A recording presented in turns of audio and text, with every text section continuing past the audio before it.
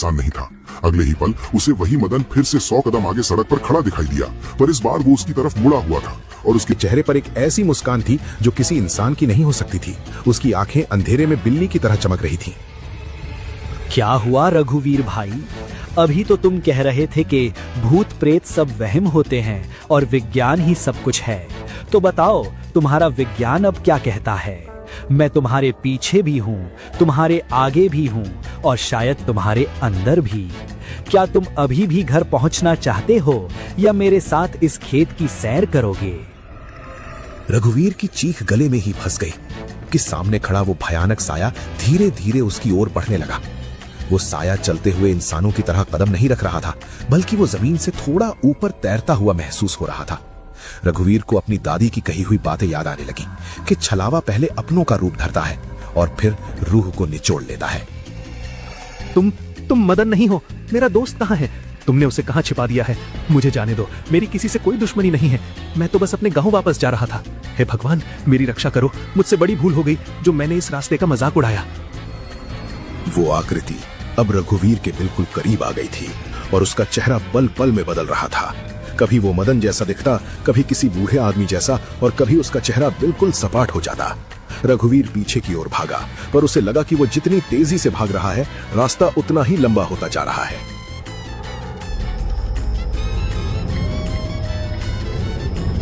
वो भागते भागते एक पुराने बरगद के पेड़ के पास पहुंचा, जहां उसे झाड़ियों में किसी के कराहने की आवाज सुनाई दी। वहां मदन जमीन पर पड़ा हुआ था, उसका शरीर कांप रहा था। रघुवीर, भागो यहाँ से, ये कोई रास्ता नहीं है, हम कहीं नहीं पहुंच रहे। वो मुझे ले गया था, वो आग की तरह गर्म था। भागो भाई, वरना वो हमें कभी नहीं छोड़ेगा।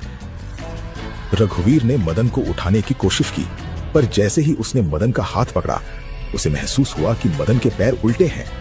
उसके तलवे सामने की ओर थे और उंगलियां पीछे की तरफ। रघुवीर का दिमाग सन रह गया और उसे समझ आ गया कि वो जिस मदन को बचाने की कोशिश कर रहा है, वो भी वही छलावा ही है।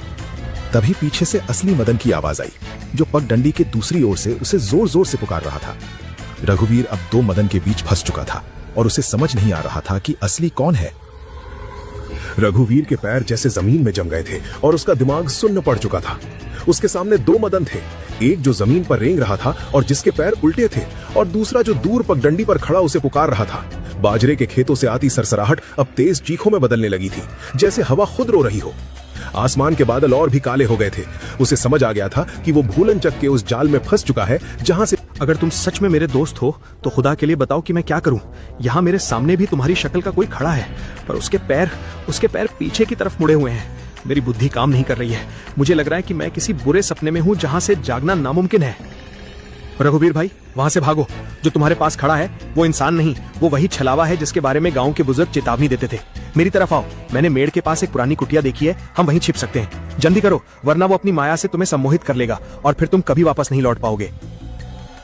रघुवीर ने अपनी पूरी ताकत बटोरी और पगडंडी वाले मदन की ओर दौड़ लगा दी। पीछे खड़े उस उल्टे पैरों वाले साए ने एक भयानक और गूंजती हुई हंसी छोड़ी, जिससे पूरा जंगल कांप उठा। भागते समय रघुवीर को महसूस हो रहा था कि जमीन गीली और दलदली होती जा रही है, जबकि वहां कोई बारिश नहीं हुई थी। उसके जूतों में मिट्टी भर गई थी, जिससे उसकी रफ्तार धीमी हो रही थी, पर खौफ उसे रुकने नहीं दे रहा था। वो हांफते हुए उस मदन के पास पहुंचा, जो पगडंडी पर उसका इंतजार कर रहा था। शुक्र है कि तुम सही सलामत आ गए। मैंने सोचा था कि आज हम दोनों का अंत निश्चित है। अब मेरी बात ध्यान से सुनो, हमें पीछे मुड़कर बिल्कुल नहीं देखना है, चाहे कोई भी आवाज सुनाई दे। इस रास्ते पर अब जो भी दिखेगा वो सच नहीं होगा। हमें बस उस कुटिया तक पहुंचना है जो खेत के उस पार दिख रही है। मैं अपनी मूर्खता पर शर्मिंदा हूँ। काश मैंने तुम्हारी और सुखराम काका की बात मान ली होती। इस अंधेरे में वो कुटिया कहाँ है? मुझे तो सिर्फ बाजरे के ऊंचे खेत और ये डरावना सन्नाटा ही नजर आ रहा है। मेरी टॉर्च की बैटरी भी अब खत्म होने वाली है। अगर ये बुझ गई तो हम इस काली रात में पूरी तरह लाचार हो जाएंगे। दोनों दोस्त अब एक साथ तेज कदमों से आगे बढ़ने लगे। मदन आगे आगे रास्ता दिखा रहा था और रघुवीर उसके पीछे चल रहा था। चलते चलते रघुवीर ने गौर किया कि मदन की परछाई जमीन पर नहीं बन रही थी, जबकि उसका गला सूख कर कांटा हो गया था और उसके मन में फिर से शक का बीज पनपने लगा था। तभी अचानक दूर से किसी के रोने की आवाज आई, जो बिल्कुल रघुवीर की माँ की आवाज जैसी थी। वो आवाज उसे पुकार रही थी और मदद मांग रही थी। बेटा रघुवीर, कहाँ हो तुम? मैं इस कुएं में गिर गई हूँ, मुझे बचा लो बेटा, यहाँ बहुत अंधेरा और ठंड है। क्या तुम अपनी माँ को ऐसे ही मरने के लिए छोड़ दोगे?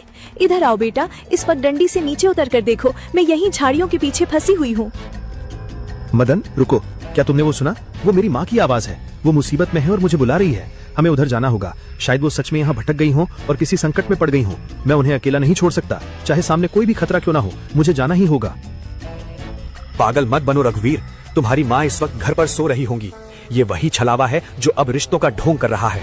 अगर तुम उस तरफ गए तो तुम सीधा उस पुराने कुएं में गिरोगे जो 100 सालों से सूखा पड़ा है और हड्डियों से भरा है।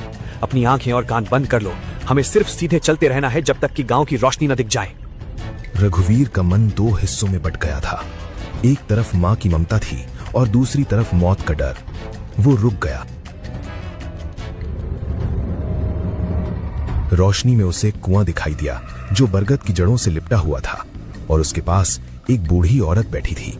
उसकी पीठ रघुवीर की तरफ थी और वो जोर जोर से सिसक रही थी। रघुवीर के कदम अपने आप उस कुएं की ओर बढ़ने लगे, जैसे कोई उसे अदृश्य डोर से खींच रहा हो।